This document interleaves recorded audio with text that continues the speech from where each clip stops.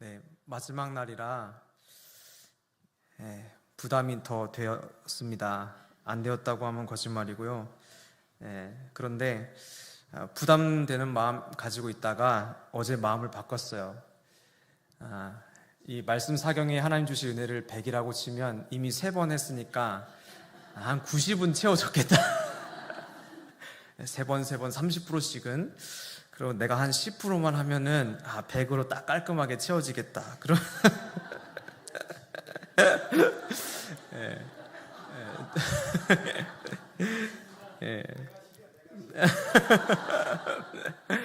네, 그렇습니다. 그러나 오늘도 하나님이 우리에게 예비하시는 은혜가 있는 줄로 믿습니다. 우리가 그 은혜를 함께 누리기를 원하는데요. 오늘 우리가 읽은 말씀은 시편 9편에 있는 말씀 한가운데 있는 내용입니다. 먼저 9편의 내용을 전반적으로 우리가 알 필요가 있을 것 같은데요. 시편 9편은 사람들에게 뭐로 알려져 있냐면 감사의 노래라고 알려져 있는 시편입니다.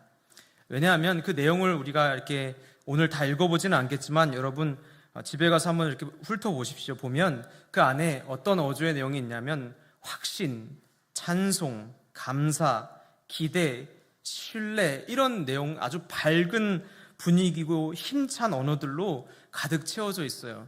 그래서 이 시편 9편은 사람들이 감사의 노래라 이렇게 부르고 이스라엘 사람들이 이것을 많이 암송한 것으로 알려져 있습니다. 특별히 이 오늘 우리가 읽은 시편 9편은 다른 것과 조금 다른 독특한 시편의 형식이 있는데 이것을 답관체라고 부르는데요. 시편 119편도 답관체로 유명한데 이 문자적으로 해석하면 무슨 얘기냐면 머리를 밟아가는 문체 이런 뜻인데요. 즉 어떤 시의 행의 연이나 행이나 이런 것들 앞머리에 어떤 규칙을 가지고 배열한 것들이라고 이해하면 좀 쉬울 것 같은데 즉 쉽게 설명하면 앞에 A, B, C, D 이런 순서대로 단어를 배열을 하는 거예요. 그래서 사람들이 보면 기억하기 쉽게 만들어 놓은 것이죠. 여러분 2003년에 한창 떴던 동요가 있는데 여러분 혹시 숫자송이라고 아시나요? 아이들 키워보신 분들은 아실 것 같은데 이 숫자송이 어떻게 부릅니까? 1초라도 안 보이면 2 이렇게 초조한데 3초는 어떻게 기다려 이런 뜻이거든요. 사랑해 널 사랑해 오늘은 말할 거야 60억 지부에서 널 만난 건 7 럭키 이렇게 해가지고 이제 이 숫자를 따라서 노래를 배열했죠. 답관체는 딱 그런 거예요. 근데 이것을 앞에 히브리어 알파벳의 배열을 따라서 만든 것이 바로 이 시편 9편이에요. 제가 오늘 설교 준비하는 것보다 이 노래 부르는 게 더 힘들었어요. 충청도 사람이라 이런 거 잘 못 부릅니다. 그런데 하여튼 여러분 이해하기 쉽게 어떻게 설명할까 하다가 숫자성이 좀 적합하겠다 그래서 예를 들었는데 그러니까 이 시편은 이런 답관체적인 형식을 따라서 사람들이 아주 기억하기 쉽게 노래화시킨 시편이에요. 그러니까 이스라엘 사람들이 감사의 노래를 떠올릴 때 이 시편을 아주 자주 떠올렸겠죠.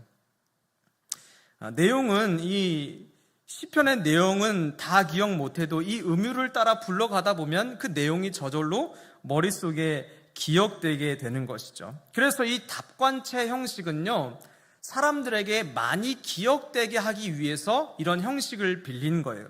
쉽게 기억나고 쉽게 부를 수 있고 쉽게 후대로 전달시킬 수 있는 아주 큰 장점이 있기 때문에 오늘 이 시편을 이렇게 작성을 한 것이죠. 오래도록 후대에 불려지기를 바라는 마음으로 아마 이 시편의 기자가 이렇게 적은 것이 아닌가 생각이 들어요. 그리고 또 한 가지 이유를 꼽자면 왜 이 9편을 답관체로 썼을까? 방금 제가 얘기한 것처럼 이 히브리어 알파벳을 다 동원해서 글을 썼단 말이에요, 시를. 아마 이 시인의 마음속에 자기가 사용할 수 있는 모든 언어들을 다 사용해서 하나님을 높이고 싶었던 것 같아요. 기역, 니은, 디귿, 리을, 미음, 비읍, 시읒 이렇게 모든 내가 아는 그 단어들을 다 나열해서 내가 아는 그 하나님을 마음껏 높이고 싶었던 그런 갈망이 있었던 것 같아요. 그래서 하나님, 모든 알파벳을 동원하여 주님을 찬양하는 내 전심을 받아주십시오. 어떤 이런 시인의 갈망이 있지 않았을까, 그런 생각을 해보게 되죠. 오늘 시편 9편의 이 내용은 20절까지 있는데 1절부터 4절의 말씀만 잠시 보겠습니다. 내가 전심으로 여호와께 감사하며 주의 모든 기이한 일들을 전하리이다. 내가 주를 기뻐하고 즐거워하며 지전하신 주의 이름을 찬송하리니 내 원수들이 물러갈 때에 주 앞에서 넘어져 망함이니이다. 주께서 나의 의와 송사를 변호하셨으며 보좌에 앉으사 의롭게 심판하셨나이다. 아주 분위기가 굉장히 밝고 힘차죠. 1절에서 4절만 보았을 뿐인데 이 시인의 삶 가운데 하나님이 어떤 일들을 행하셨는지를 쉽게 짐작할 수 있습니다. 자신의 삶의 원수와 같았던 이들을 물리쳐 주시고 그들을 심판하시며 자기 인생의 승리를 허락하신 하나님에 대한 아주 깊은 찬송이 우리가 느낄 수 있는 시의 분위기이죠. 그런 하나님께 감사와 찬송, 기대와 소망의 노래를 올리게 되는 것은 마땅한 기쁨의 고백인 것입니다.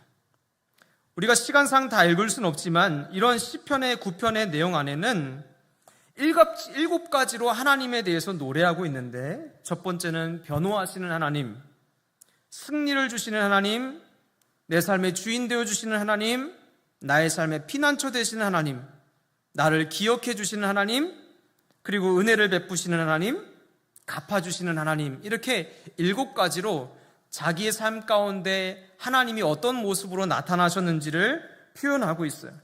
그러니 이런 하나님을 경험했으니 어찌 찬송이 나오지 않겠습니까? 우리가 고난 중에서도 인내하고 또 원수를 악으로 갚지 않고 선으로 선대하고 슬픔을 견디는 이유는 바로 이러한 결말을 우리가 꿈꾸기 때문이잖아요.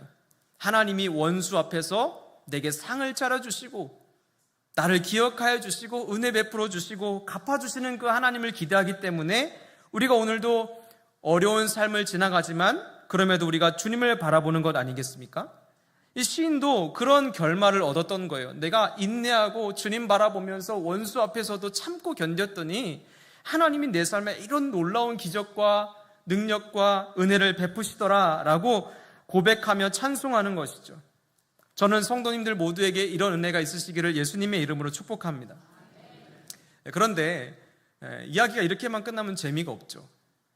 오늘 시편은 굉장히 밝고 힘차고 하나님을 향한 찬송과 감격의 노래로 가득 채워져 있는데요.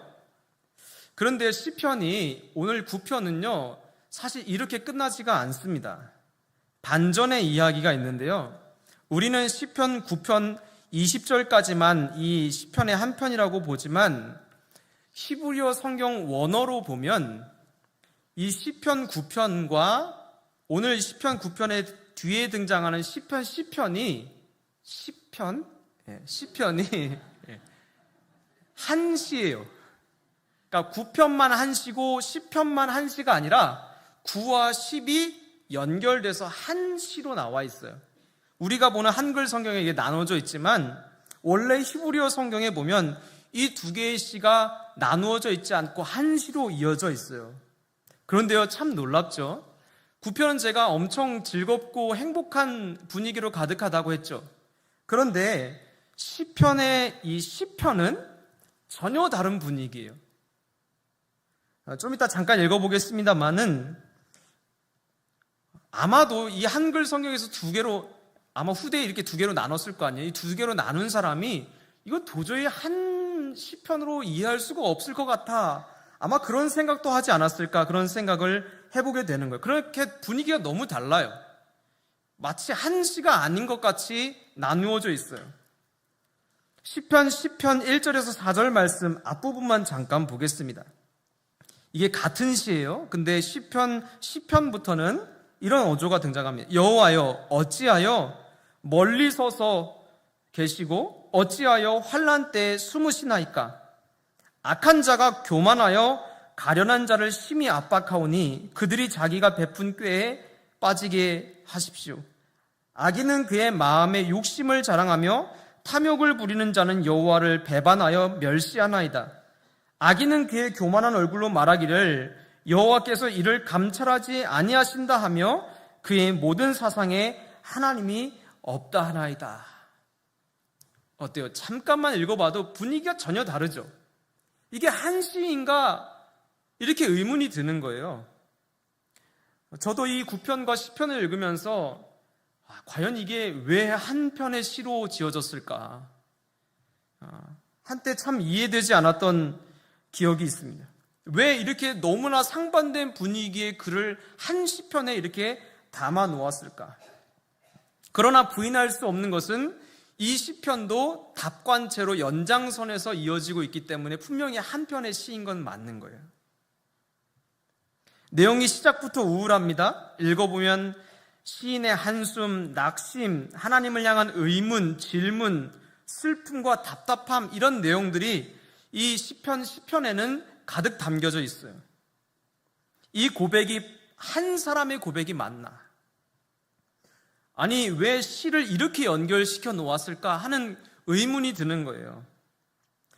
우리가 보통 생각하는 멋진 신앙의 고백은요 이런 것이죠. 그래도 원망도 있고 불평도 있고 낙심도 있고 좌절도 있지만 결국은 어떻게 되어야 돼요? 결국은 감사, 찬송, 기쁨 이렇게 마무리가 되어져야 되거든요.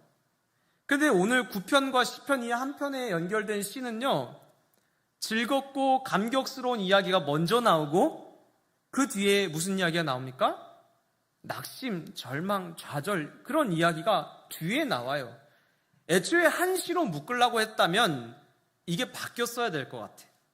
우리가 바라는 내용은 그거잖아요. 비록 고난이 있지만 그러나 하나님이 갚아주셨다 이렇게 결론이 나야 되는데 오늘의 내용은요 우리의 기대랑 전혀 다른 이야기예요. 막 기쁨이 있는데 갑자기 초치는 일이 일어나는 거예요. 어려운 일들이 닥치는 거죠. 그러면서 시편 기자가 왜 하나님 이럴 때 숨어 계세요?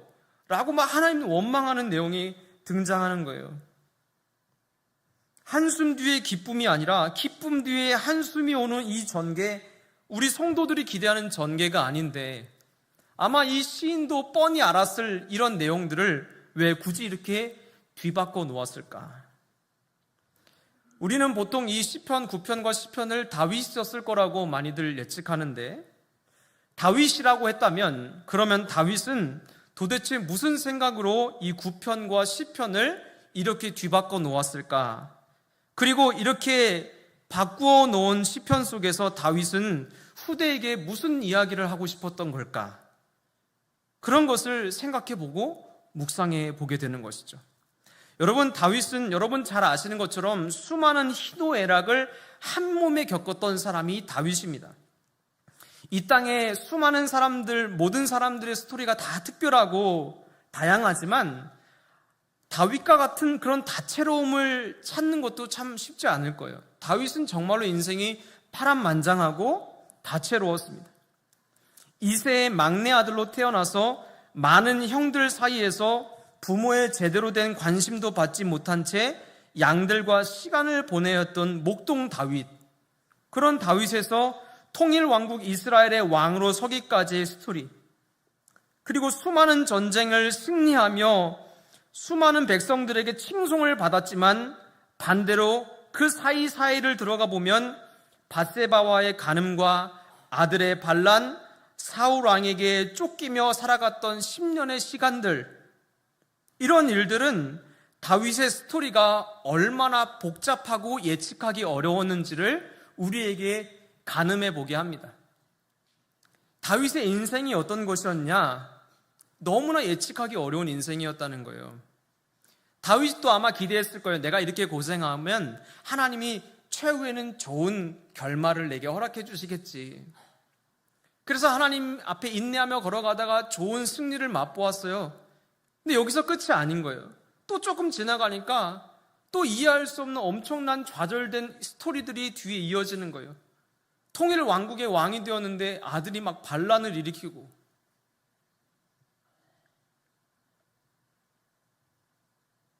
다윗은 이런 일련의 일들, 지나면서 어떤 고백을 갖게 되었을까요? 수많은 승리 뒤에 겪어지는 수많은 실패, 수많은 실패 뒤에 승리도 겪었지만 또 수많은 승리 뒤에 여전히 우리에게 다가오는 수많은 실패가 있다는 것을 우리에게 말해주는 것 같아요. 다윗이 경험한 삶은 하나님이 승리도 주시지만 그 승리 뒤에 여전히 우리의 삶에 얼마든지 어려운 일이 닥칠 수 있다는 것을 짐작해 보게 합니다. 하나님을 의지하는 자들에게 고난 뒤에 승리가 찾아오지만 반대로 승리 뒤에 고난도 찾아오기도 하더라는 거예요. 승리로 끝났으면 좋겠는데 그렇지 않더라는 거예요. 자기 인생이 하나님 앞에서 정말로 견디고 살아갔는데, 그래서 승리도 많이 맛보았는데 그걸로 끝이 아니라 정말로 이해할 수 없는 어려움도 찾아오더라는 거예요. 다윗은 그런 자신의 삶을 돌아보면서 무슨 이야기를 하고 싶었을까? 인생은 예측할 수 없는 것이라고 생각해 보게 되는 것이죠. 이 말씀을 묵상하다 보면 자연스럽게 떠올라지는 말씀인데 전도서의 말씀입니다. 3장 2절에서 8절 말씀, 날 때가 있고 죽을 때가 있으며 심을 때가 있고 심은 것을 뽑을 때가 있으며 죽일 때가 있고 치료할 때가 있으며 헐 때가 있고 세울 때가 있으며 울 때가 있고 웃을 때가 있으며 슬퍼할 때가 있고 춤출 때가 있으며 돌을 던져버릴 때가 있고 돌을 거둘 때가 있으며 안을 때가 있고 않는 일을 멀리할 때가 있으며 찾을 때가 있고 잃을 때가 있으며 지킬 때가 있고 버릴 때가 있으며 찢을 때가 있고 꿰맬 때가 있으며 잠잠할 때가 있고 말할 때가 있으며 사랑할 때가 있고 미워할 때가 있으며 전쟁할 때가 있고 화평할 때가 있느니라. 이 전도서의 이 내용은 인생에게 일어나는 두 가지 종류의 때를 이야기하고 있어요. 하나는 긍정적인 때죠. 좋은 일, 좋은 시기들. 또 하나는 무슨 시기입니까? 부정적인 시기의 때예요. 근데 여러분, 이렇게 두 종류로 나눠 있지만 이 전도서 우리가 읽은 말씀 다시 한번 읽어보면요, 또 다른 특징이 하나 등장하는데 그것이 무엇이냐면 이 두 가지 때가 섞여 있어요. 무슨 얘기냐면 항상 부정적인 게 먼저 등장하고 긍정적인 게 나중에 등장하는 일관성이 없어요. 어떤 것은 좋은 거 먼저 얘기하고 나쁜 거 얘기하고, 또 어떤 것은 나쁜 거 먼저 얘기하고 좋은 거 얘기하고, 똑같이 두 종류의 때를 설명하는데 이 전도서 3장에는요 두 때를 일관성 있게 나열해 놓질 않았어요. 좋은 것과 나쁜 것, 나쁜 것과 좋은 것을 섞어서 글로 적어 놓았어요. 이런 두 가지 종류의 때가 예측할 수 없이 벌어진다는 것을 암시해 주는 거예요. 두 종류의 때가 우리에게 다 다가오는데 이 두 종류의 때가 예측할 수 없이 뒤섞여서 우리의 인생에 다가온다는 거예요. 그렇죠. 여러분도 아마 잘 아실 거예요. 우리의 삶은 이 두 가지 사건들이 늘 섞여서 우리에게 다가와요. 고난 뒤에 기쁨이 있고 또 기쁨 뒤에는요 가슴 아픈 일들도 일어나요. 웃을 일이 있다가도 눈물 지는 일이 생기고 슬픔에 젖다가도 미소 짓는 일이 우리 안에서 섞여 일어나죠. 그러면 질문이 있죠. 하나님은 왜 이렇게 섞어 놓았을까요? 일관성 있게 해주시면 얼마나 좋아요. 그럼 우리가 잘 알 수 있잖아요. 근데 하나님은 왜 이렇게 인생을 뒤죽박죽 우리에게 긍정적인 때와 부정적인 때를 섞어서 우리의 삶에 연출하고 계실까요? 전도서 3장 11절 말씀입니다. 하나님이 모든 것을 지으시되 때를 따라 아름답게 하셨고 또 사람에게는 영혼을 사모하는 마음을 주셨느니라. 그러나 하나님이 하시는 일의 시종을 사람으로 측량할 수 없게 하셨도다. 제가 조금 더 이해하기 쉽게 현대어 성경 가져왔습니다. 하나님께서는 모든 일을 때를 따라 아름답게 이루어 놓으시고 모든 일의 기한도 정해 놓으셨으나 인간은 하나님께서 하시는 일을 처음부터 끝까지 알아낼 수가 없다는 것이었다. 하나님의 의도가 드러나요. 하나님의 의도가 뭐예요? 사람으로 예측할 수 없게 하시는 거예요. 사람으로 예상할 수 없게 하시는 거예요. 분명히 두 가지 때가 우리에게 다 다가오는데 우리 안에 그렇게 기한도 정해놓으시고 시기도 정해놓으셨지만 그러나 그것이 언제 우리에게 닥칠지는 인간이 처음부터 끝까지 아무것도 알 수 없게 해놓으셨다는 거예요. 아무도 예측할 수 없게 만들어 놓으신 거예요. 사실 우리가 이 땅에서 가장 애쓰는 게 무엇입니까? 예측하는 거 아니에요. 그렇죠? 예측하는 거잖아요. 앞날이 어떻게 될까? 우리는 어떻게 해야 될까? 우린 늘 예측하는 거잖아요. 예상하고 가정하고. 계획을 왜 세워요? 예측하니까 세우는 거예요. 이렇게 가면 좋은 길로 갈 수 있겠지, 예측하니까. 그래서 계획적인 사람들은 플랜 B도 플랜 C도 만들어 놓죠. 그런데 여러분, 우리가 잘 아는 것처럼 준비하고 예측해도 인생은 그 시나리오 안에서만 일들이 일어나지 않죠. 지금 우리나라뿐만 아니라 전 세계적으로 일어나는 당황스러운 일들의 이유가 무엇입니까? 왜 우리가 당황하죠? 예상할 수 없기 때문이에요. 어떻게 그런 일이 일어날 수 있지? 이런 일들이죠. 시대가 발전하고 시대가 점점 나아지지만 그러나 우리는 매번 당황하는 거예요. 어떻게 이런 일이 일어날 수 있을까? 전쟁이 일어나는 것도, 기근이 일어나는 것도, 태풍이 다가오는 것도 어느 정도 예측한다고 예측하지만 시기와 때를 전혀 맞추기가 어려운 거예요. 그럴 때마다 우리는 당황하죠. 그래서 우리의 삶은 불확실함 그 자체예요. 알 수가 없어요. 근데 이게 하나님의 의도예요. 사람으로 알 수 없게 하시려고 애초에 그렇게 만드셨다는 거예요. 제가 우리 청년들에게 종종 하는 이야기가 있어요. 내 인생은 내 계획대로 된 게 하나도 없어. 제가 청년들한테 종종 얘기합니다. 돌아보니까 나는 내 계획대로 된 게 하나도 없어. 대학교 가면서 가는 것부터, 또 휴학하는 것부터, 군대 가는 것부터, 개포교회를 만난 것도, 제가 여기를 강남을 와본 적이 있어야지. 웃으시라고. 제가 결혼할 때 집값에 대한 개념이 없어가지고 여기 앞에 새로 만들어지는 아파트 보고 저기 권사님 저기 괜찮겠네, 저기 들어가 살면 되겠네요. 저기 좀 비싼데? 얼만데요? 그러니까 12억? 잘못 들은 줄 알았어요, 처음에.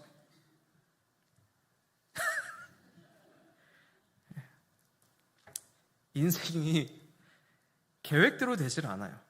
만약에 제가 그린 계획표대로 달성률을 계산해 본다면 거의 0에 가깝다고 말해도 틀리지 않을 거예요.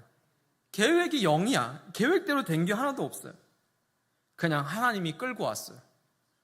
예측대로 하나도 안 됐어요. 그러나 하나님이 끌고 왔죠. 우리는 정말로 계획하고 예측하고 가정하고 예상하지만 왜 우리의 인생은 이렇게 예측대로 일어나지 않을까요? 하나님은 왜 이렇게 인생을 예측하지 못하게 우리의 때를 섞어 놓으셨을까? 왜 이렇게 복잡하게 일을 만드실까요?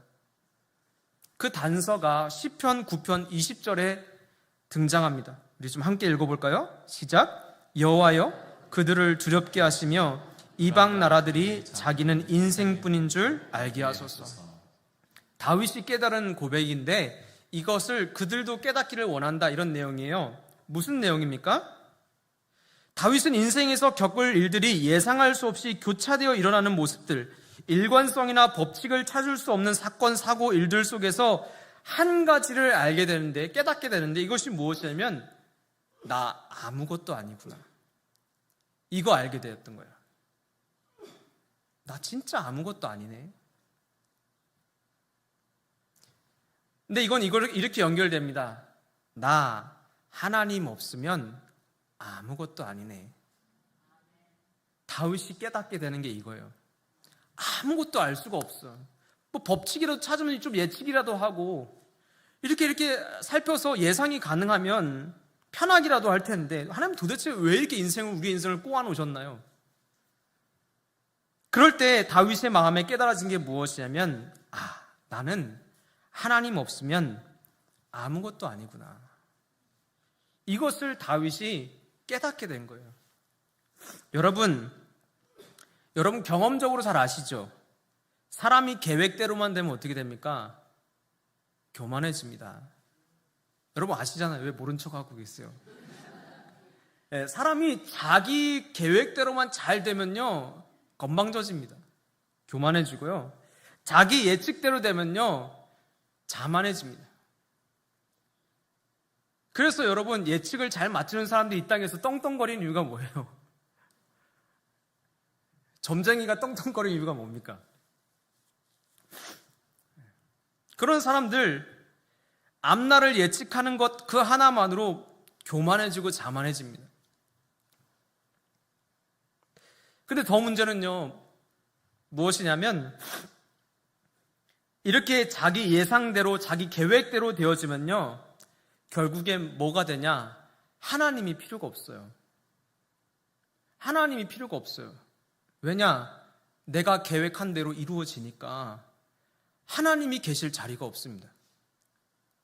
내가 꾸미고, 내가 계획하고, 내가 수정할 수 있는 범위 안에서, 플랜 B, C 안에서 내가 어떻게 해볼 수 있는 범위 안에서 인생이 꾸려진다면 우리는 교만해지는 것 자체가 문제가 아니라 하나님이 필요 없어지는 인생이 되어져 버립니다.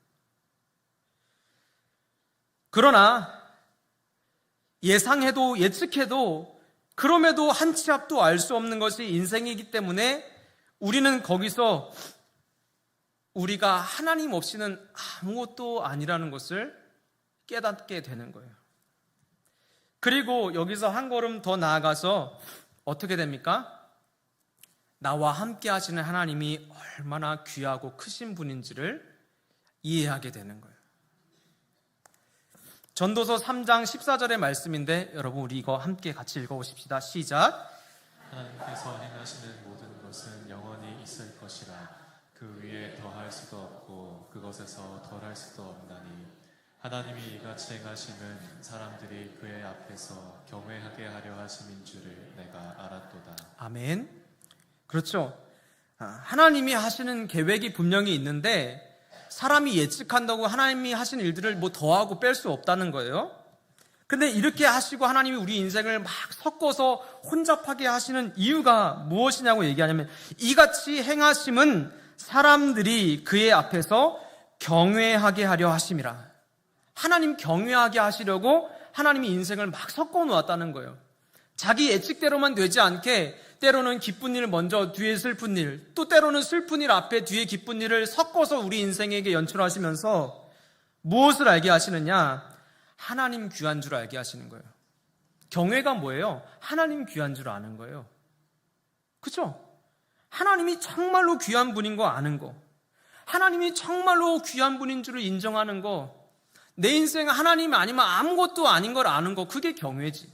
별개의 경외예요. 그러므로 우리 인생에서 승리와 실패, 기쁨과 아픔, 좌절과 희망의 순서가 막 우리 안에 섞여서 따지지 않고 들어오는 이 공존의 시간 속에서 우리는 하나님 왜 일이 이렇게 일어나요? 하나님 왜 이렇게 일들이 뒤바뀌어 일어납니까? 라고 하나님을 원망하는 시간이 아니라 사실 이 시간은 무슨 시간이냐? 하나님이 우리에게 내가 아무것도 아니라는 것과 나와 함께 하시는 하나님이 얼마나 크고 귀한 분인지를 가르쳐 주시는 시간인 거예요. 여러분, 그러므로 우리의 인생의 시간 속에서 뭐 배워야 됩니까? 이거 두 개 배우는 거예요. 하나님 귀한 줄 알고 나 하나님 앞에서 하나님 아니면 아무것도 아닌 줄 아는 거. 이걸 깊이 있게 아는 사람이 깊이 있는 믿음의 성도인 것이죠. 사랑하는 가쁘게 성도 여러분, 오늘도 우리의 앞날을 예측할 수 없어서 우리는 매번 당황합니다. 그리고는 하나님 앞에 이런 기도 우리 자주 하죠. 하나님 길을 열어주십시오. 길을 보여주십시오. 좀 알려주십시오.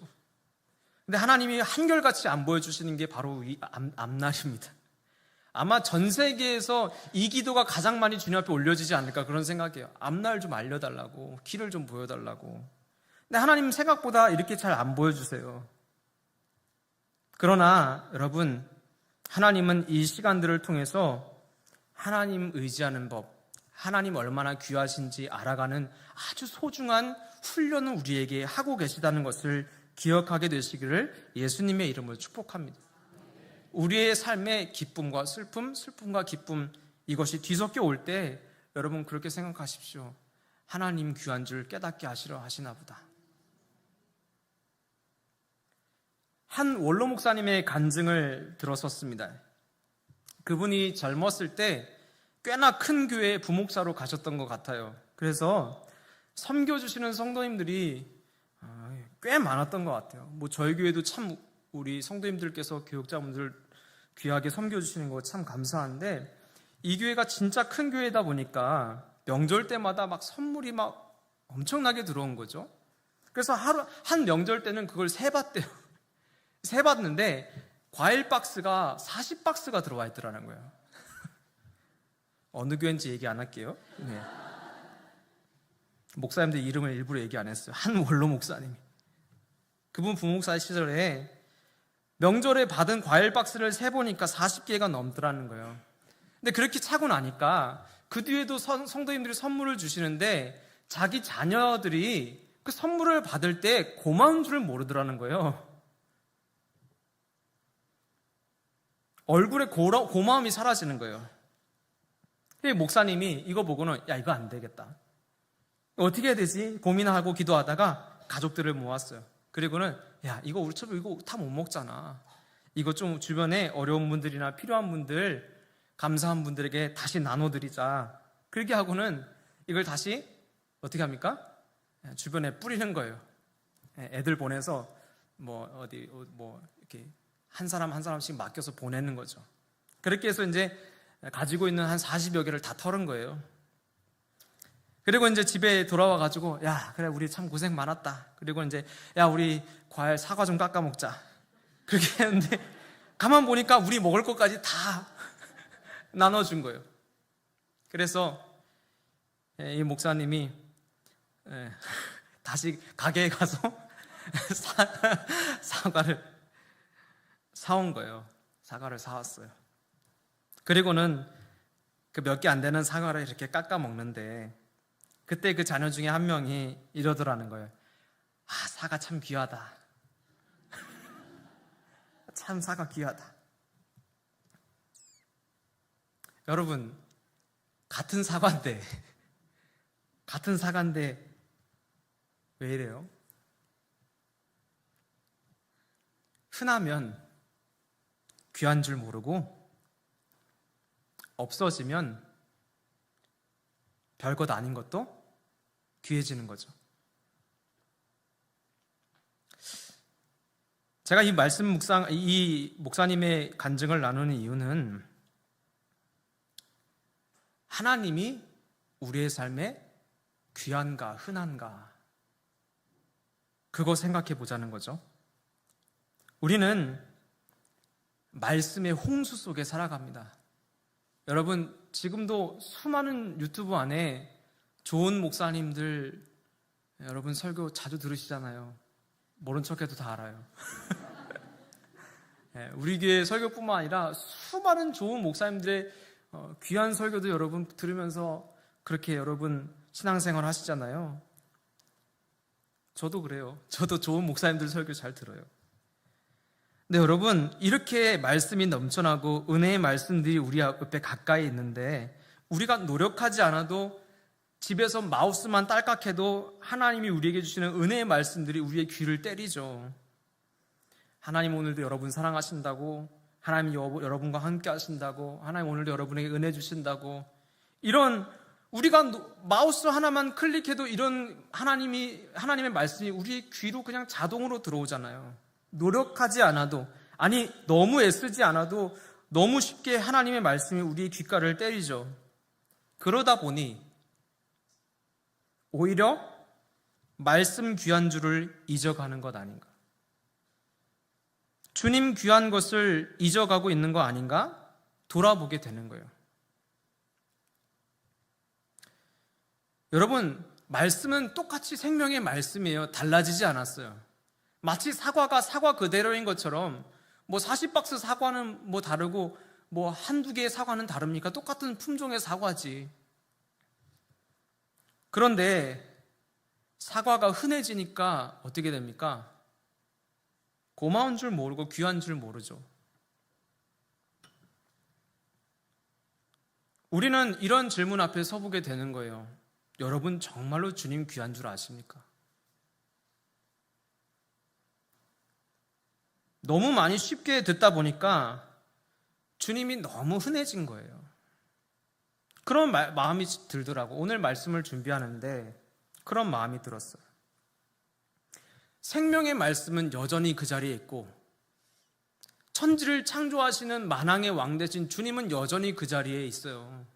주님의 가치가 전혀 훼손되지 않았지만 우리는 주님 귀한 줄 잘 모르는 거죠. 우리가 너무나 흔한 시대 속에 말씀을 쉽게 접하다 보니 주님 귀한 줄 모르고 살아가니 하나님이 우리의 삶에 예측할 수 없는 일들을 던지실 수밖에 없는 거예요. 그런 일들을 통해서라도 하나님 귀한 줄 알아야 되니까. 그렇지 않겠어요? 말씀을 듣는데도, 말씀 가지고도 말씀이 흔해지니까 귀한 줄 모르니까 어떻게 해요? 환경을 달구는 거죠. 이런저런 예측할 수 없는 삶을 통해서 우리의 삶을 막 만지작거리면서 하나님이 우리에게 무엇을 가르치시냐? 하나님 귀한 거 가르쳐 주시는 거예요. 주님은 오늘도 저와 여러분의 삶을 이리저리 뒤흔들어 놓으십니다. 때로는 우리에게 정말로 놀라운 은혜를 허락하시지만 여러분 다 겪어보셨잖아요. 그런 은혜 뒤에 하나님 어떻게 내 삶에 이런 일이 일어날까요? 이런 당혹스러운 일도 여러분 다 겪어보셨죠. 하나님, 내가 주님 그렇게 열심히 믿었는데 왜 내 삶이 이런 어려움이 있어요? 주님 주신 승리 안에만 거하고 싶은데 왜 그 뒤로 내 안에 이런 슬픔과 실패가 있을까요? 그렇게 아마 여러분들도 삶 속에서 이해할 수 없는 하나님의 일하심에 당혹스러워하시는 분들 많을 거예요. 그런데 하나님은 이렇게 우리의 삶을 뒤죽박죽 엮어가시면서 오늘도 우리에게 계속해서 가르쳐주고 싶으신 것이 바로 하나님 귀한 줄 아는 거예요. 우리의 삶의 결핍과 아픔을 통해서 주님이 얼마나 귀한 분인지를 주님은 가르쳐주고 싶어 하시고 배워가게 하십니다. 승리를 주시지만 승리에 취하지 않도록 승리 뒤에는 반드시 결핍을 허락하세요. 여러분, 하나님의 일이 그래요. 우리 안에 승리만 주시지 않아요. 물론 우리가 천국 가는 그날 완전한 승리 주시지만 이 땅에서는요, 하나님이 우리 안에 완전한 승리만을 주시진 않아요. 승리 뒤에는 반드시 하나님은 우리를 위하여 결핍도 허락하세요. 왜냐? 주님 없이는 내가 아무것도 아니라는 거 배워야 되니까. 내가 잘한 것 아니고, 내가 계획해서 여기까지 온 거 아니고, 하나님이 나를 어여삐 보아주셔서 왔다고 하나님 귀한 줄 알아야 되니까. 그래서 하나님은 오늘도 승리 뒤에 시편의 9편의 이야기 뒤에 시편의 이야기가 기록되어져 있는 거예요. 오늘 우리가 읽은 말씀입니다. 9편 10절 말씀 우리 함께 주님 앞에 다시 한번 읽어봅시다. 시작. 여호와여, 주의 이름을 나는 자는 주를 의지하여오니 이는 주를 찾는 자들을 버리지 아니하심이니이다. 아멘. 네, 오늘 주제 말씀으로 선택한 것인데 이것이 시편 9편 10편 전체의 결론에 해당하는 이야기입니다. 주님의 이름을 안다는 것이 무엇일까요? 예측할 수 없는 이런 삶을 지나가면서 주님이 얼마나 존귀한 분인지를 아는 것을 의미합니다. 주님의 이름을 안다는 것은요, 그분 존재를 아는 거예요. 그러니까 즉 하나님 자체가 얼마나 귀한 분인지를 안다. 그게 그분의 이름, 그분 존재, 그분을 안다는 의미입니다. 정말로 내게 주님이 없으면 안 된다는 것을 아는 것, 그것이 그분의 이름을 아는 것이에요. 그렇게 그분이 귀한 줄 아는 사람들, 아는 성도들에게 나타나는 고백이 무엇입니까? 그것이 믿음의 고백이에요. 믿음의 고백. 하나님 귀한 줄 아는 사람의 입에서 선포되는 고백이 바로 믿음이에요. 믿음의 고백. 믿음은 다른 것이 아니에요. 주님 귀한 줄 아는 사람이 드리는 신뢰의 고백이에요. 주님이 어떤 분인 줄 아니까 상황과 환경을 넘어서 하나님 앞에 신뢰의 마음 드리는 거, 그게 믿음의 고백. 깊어져가는 믿음이 무엇입니까? 어제보다 오늘 더 주님 귀한 줄 아는 거죠. 기뻐져가는 믿음이 무엇입니까? 믿음 달라는 게 아니라요, 사실 믿음은요, 주님을 알면 따라옵니다. 주님을 깊이 알면요, 믿음도 깊어집니다. 믿음 깊어지게 해달라는 게 아니라 주님 귀한 줄 더 알게 해달라고 하면, 그래서 주님을 더 귀한 줄 알면 믿음은 따라서 깊어지는 거예요. 주님 귀한 줄 아는 자들이 그만큼 믿음의 고백을 주님께 드리는 거예요. 왜냐? 주님이 얼마나 귀한 줄 아니까. 여러분, 지금 우리 사는 이 지구 있잖아요. 이 지구에 지금 같은 시간을 살아가는 사람의 숫자가 몇 명인지 아시는 분 계신가요? 예? 80억. 예, 아주 정확한데요. 예, 2023년 통계에 따르면 80억 명이 같이 산대요, 지금 현재. 그러면 세상이 시작된 이래로 그때부터 지금까지 살았던 사람의 숫자는 몇 명일까요? 여러분, 이런 생각 해보셨어요? 제가 궁금해서 찾아봤어요. 도대체 아담 때부터 지금까지 몇 명이나 살았을까? 근데 여러분, 참 이 말도 안 되는 조사를 미국 법무부 산하 국립조정연구소에서 조사를 했더라고요. 근데 솔직히 뭘로 조사했는지 모르겠어요. 그러니까 이 통계가 맞는지 안 맞는지는 하나님만 아시겠죠. 근데 2020년까지 살았던 총 인구를 이 연구소에서 조사해 보니까, 그 나름대로 계산해 보니까 몇 명이냐? 1170억 명이 지금까지 살았다, 이렇게 통계를 냈어요. 80억 명도 계산이 안 되는데 1170억 명은 이걸 숫자로 셀 수가 있을까요? 뭐 얼마나 정확한 데이터인지 모르겠지만 아무튼 확실한 건 무엇입니까? 어마어마한 숫자가 이 땅을 살다 갔다는 거예요. 그렇죠? 어마어마한 숫자. 이게 여러분 1000억이 넘어, 뭐 1억이 넘어가도 숫자가 세기 어렵지만 1000억은요 말도 안 되는 수치예요. 그렇다면 만약에 이 땅의 인생이 1000억 명이나 살다가 죽었다면 저와 여러분 이 한 명의 영혼, 하나님 볼 때 얼마나 흔한 걸까요? 한번 생각해 보죠. 우리는 뭐 인간이 참 귀하다 그렇게 하는데 그 인간이 1000억 명이나 살다 갔어요. 그럼 하나님 입장에서 이거 귀한 거예요? 흔한 거예요? 제가 아까 많으면 뭐 하다 그랬어요? 흔한 거 별로 안 중요하잖아요. 하나님 입장에서 인간이 솔직히 얼마나 흔하고 먼지 같은 존재일까요? 우리는 오늘도 스쳐 지나가는 수많은 사람들 기억조차 못하잖아요. 인사했는데도 그때 내가 인사했더라? 했었나? 아예 막 아는 척하는데 나는 몰라. 이런 경우들.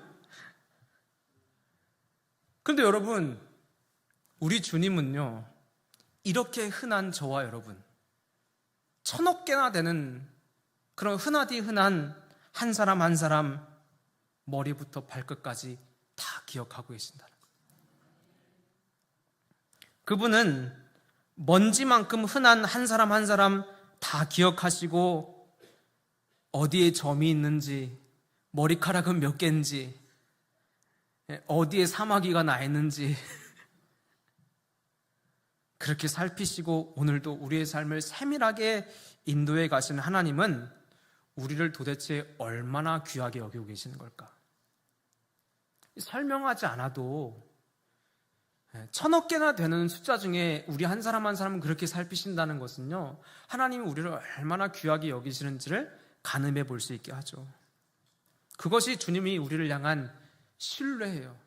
우리를 존귀히 여기시는 거예요.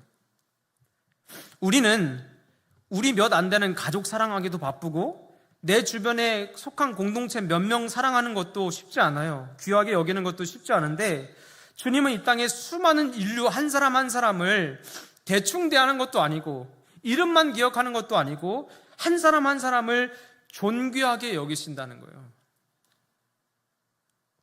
그렇죠? 주님은 1000억 개나 되는 영혼을 한 사람 한 사람 이 세상 그 무엇보다 존귀하게 대하고 계시는 거예요.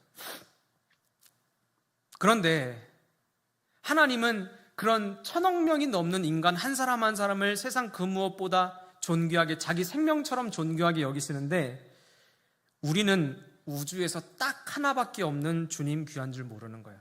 그죠? 주님은 1,000억 개들 다 귀하게 여기시는데 자기 생명처럼 우리는 주님이 너무 흔해져서, 아니 주님을 듣는 이 소리가 너무 흔해져서 우주에서 이 온 세상에서 딱 하나밖에 없는 주님 귀한 줄을 잊고 살아가는 거예요. 사무엘 3장 1절의 말씀이에요. 함께 읽어볼까요? 시작. 여호와를 섬길 때에는 여호와의 말씀이 희귀하여 이상이 흔히 보이지 않았더라. 제가 말씀 묵상하면서 이 사무엘의 이야기가 생각이 났어요. 이 당시에 말씀이 희귀했다고 성경에 증언하고 있고, 여러분 설교 자주 들어보셨죠? 이 말씀이 희귀하다는 설교. 저도 종종 설교했고요. 근데 오늘 말씀과 연결지어서 말씀이 묵상되면서 그런 생각이 들었어요. 정말 이 시대는 말씀이 희귀했을까?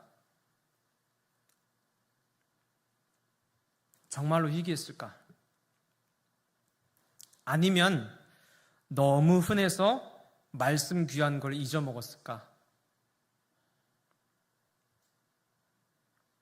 너무 자주, 너무 쉽게, 너무 많이 들어서 하나님 귀한 줄 모르는 건 아닐까?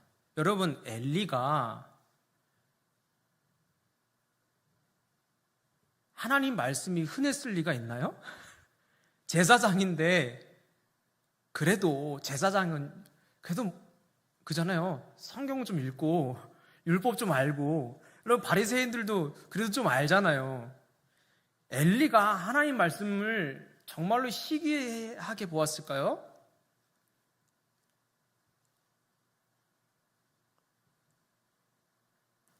물론 하나님의 음성이 희귀했다 이런 이야기로도 설명이 되지만 오늘 말씀의 맥락과 연결지어서는 이런 생각을 해볼 수 있게 되죠. 너무 많이 듣고 하나님 말씀이 너무 흔해져서 엘리 제사장도 이스라엘 백성들도 하나님 말씀이 흔해져 버린 거예요. 그러니까 귀한 게 없어진 거죠. 그런데 그렇게 흔한 말씀들 사이에 사무엘은 하나님 말씀 귀한 줄 알았던 사람인 거예요. 그러니 하나님이 사무엘 좋아하셨겠다. 하나님 귀한 줄 알고 말씀 귀한 줄 아니까. 사랑하는 개포교회 성도 여러분, 어려울 때나 기쁠 때나 가난할 때나 부할 때나 병들 때나 건강할 때나 어느 때라든지 주님 귀한 줄 알고 더욱 깊은 신뢰로 주님과 동행하시기를 예수님의 이름으로 축복합니다. 우리의 삶에 너무 중요한 거예요. 주님 귀한 줄 아는 거. 이해할 수 없는 상황들이 우리의 삶에 때때로 일어납니다. 그럴 때마다 여러분 이렇게 생각하십시오. 주님 귀한 줄 깨닫게 하시려 하시는구나. 주님 아니면 내가 아무것도 아닌 줄로 깨닫게 하시려 하시는구나. 이렇게 생각하며 여러분 삶에 이해 안 되는 과정들을 인내로 통과하시게 되시기를 예수님의 이름으로 축복합니다. 주님은 오늘도 지금 80억 명의 사람 한 사람 한 사람을 향해서 야 너무 많다, 니네 너무 흔하다 이렇게 얘기하지 아니하시고 주님은 너무 존귀한 내 아들이다 그렇게 말씀하시죠. 그러면 우리도 그렇게 주님 고백할 수 있어야 돼요. 주님이 내 삶에 어떤 것보다 귀한 분이십니다. 이 고백을 오늘 주님이 우리에게 요구하고 기다리고 계시는 거예요. 여러분 깊어지는 게 뭐예요? 이 고백이 깊어지는 것이죠. 내게 그 무엇보다 주님이 귀해요. 이거 주님이 듣고 싶은 이야기인 거예요. 주님 귀한 줄 알고 주님 말씀 소중하게 붙드는 것, 그것이 우리에게 필요한 거예요. 여러분 말씀이 흔하다고 귀하게 여기는 거 아닙니다. 말씀 자주 듣는다고 말씀 귀하게 대하는 거 아니에요. 그렇게 여겨야 돼요. 하나님 말씀 귀한 줄 알아야 돼요. 내가 그렇게 붙들어야 돼요. 그리고 하나님 우리의 삶에 이해할 수 없는 삶을 연출하실 때도 우리가 그리 여겨야 되는 거예요. 나의 삶에 하나님 귀한 줄 깨닫게 하시니 감사합니다.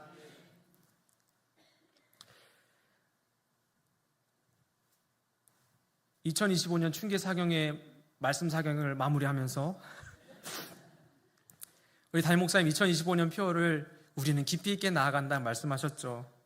무엇이 깊어져야 되겠습니까?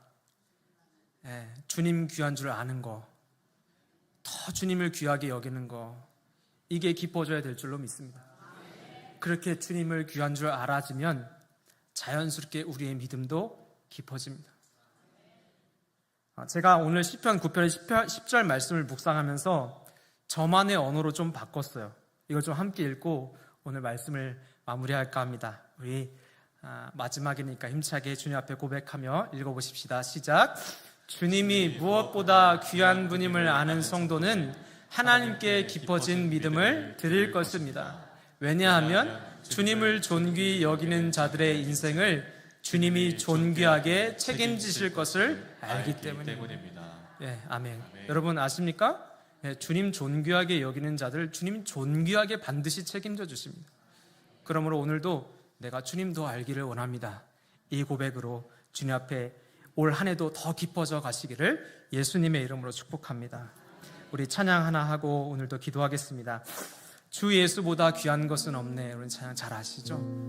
우리 찬양 주님 앞에 마음 담아 고백하시고 우리 기도하시고 각자 자리로 돌아가시기를 바랍니다.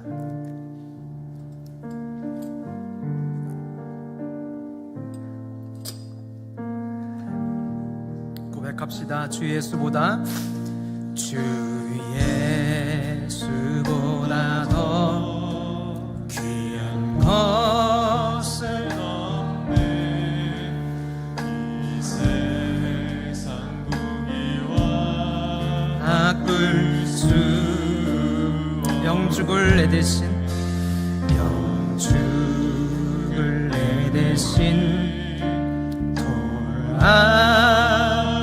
돌아가신 그 놀라운 사랑 있지. 우리 2절로 찬양합시다. 주 예수보다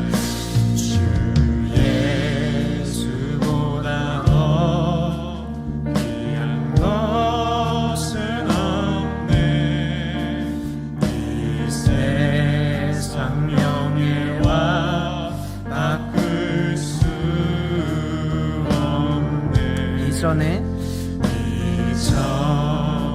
즐기던 세상 일도 주 사랑하는 나 뵙지. 우리 3절로 이어 찬양합니다. 주 예수보다 더 귀한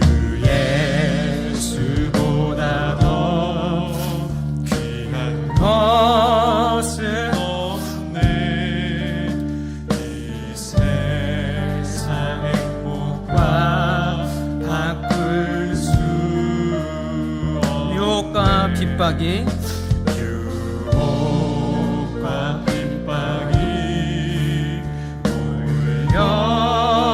몰려와도 주 섬기는 내 맘 편치. 세상 즐거움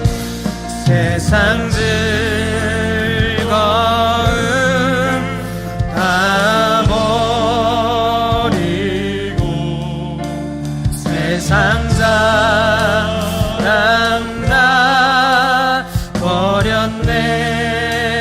주 예수보다 더 귀한 것은 없네.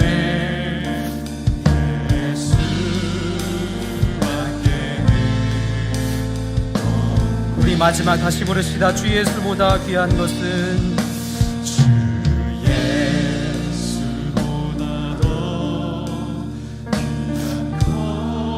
예수밖에 없네.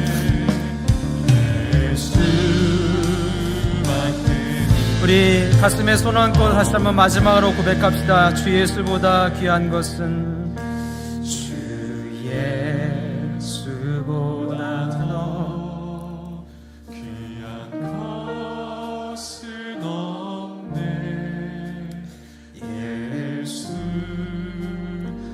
예수밖에는 없네.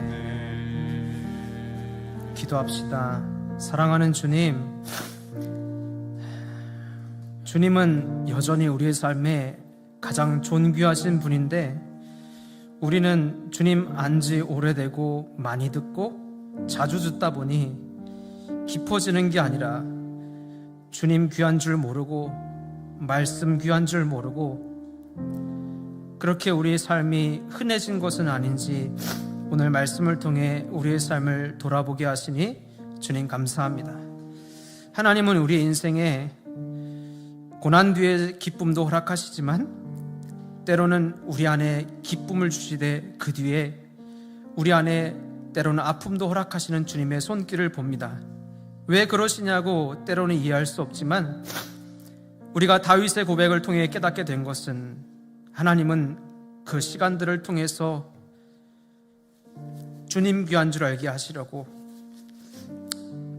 주님 아니면, 주님 없으면 나 아무것도 아니라는 것을 깨닫게 하시려고 오늘도 우리에게 상황을 통해 말씀하고 계시는 줄로 깨닫습니다. 하나님, 우리 개포교회 성도들 매일의 상황 속에 때로는 이해되지 않는 상황을 겪을 때에도 그때 주님이 나 귀한 줄 알고 있니? 라고 말씀하시며 가르치시는 하나님의 음성을 헤아릴 수 있는 자들 되게 하나님 축복하여 주시옵소서. 그래야 해서 우리 이 땅에서 정말로 주님 귀한 줄 아는 성도들 되게 하시고 오늘보다 내일 더 주님을 깊이 알아가는 갈망 갖게 하셔서 주님, 내가 사는 날 동안 더 주님을 존귀하게 여길 수 있도록 도와주십시오. 그렇게 주님 아는 자들이 마땅히 깊어진 믿음을 주님 앞에 드릴 것이며 주님은 그렇게 존귀하게 자신을 여기는 자들의 인생을 존귀하게 책임지신다는 그 사실을 붙들며 오늘도 우리의 삶 주님을 존귀하게 여기며 주님을 존귀하게 알아가는 그 일에 우리의 삶을 기꺼이 드릴 수 있는 개포교회 성도를 되어줄 수 있도록 축복하여 주옵소서. 이 사순절의 4일의 기간 동안 우리에게 은혜 주시니 감사합니다. 들은 말씀, 주신 말씀 흔하게 여기지 않게 하시고 가볍게 여기지 않게 하시고 주님 귀한 줄을 알며 그 말씀 붙들며 믿음의 여정이 더욱 깊어지게 하시고 우리 2025년 우리 개포교회 모든 성도들 소외되는 사람 한 사람도 없이 모두가 주님 앞에 깊어진 마음, 깊어진 믿음, 깊어진 주님 앞에 성숙한 거룩함으로 주님의 마음을 기쁘게 하시는 주의 성도를 되올 수 있도록 축복하여 주옵소서. 오늘도 우리 예배 가운데 함께 하시며 말씀하여 주신 주님 감사드립니다. 예수님의 이름으로 기도드립니다. 아멘. 우리 주신 말씀 기억하며 이 시간 주님의 이름 한번 간절히 부르짖고 주신 말씀들 헤아리며 마음에 새기며 각자 기도하다가 돌아가시기 바랍니다. 기도합니다. 주여,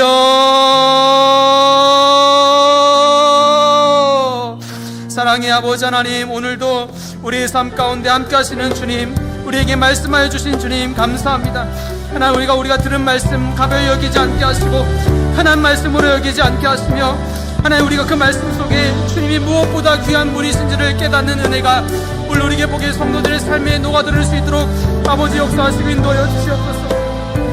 하나님께서 우리의 삶 가운데 때로는 이해할 수 없는 일들을 연출하실 때마다 우리에게 기쁨만 주시는 것이 아니라 아픔도 허락하시고 우리에게 즐거운 일들 뿐만 아니라 슬픈 일들로 때로는 허락하실 그때 하나님, 왜 이렇게 일들을 어렵게 이끌어 가시냐고, 왜 이렇게 일들이 우리의 삶 가운데 어렵게 인도하시냐고 낙심하지 않게 하시고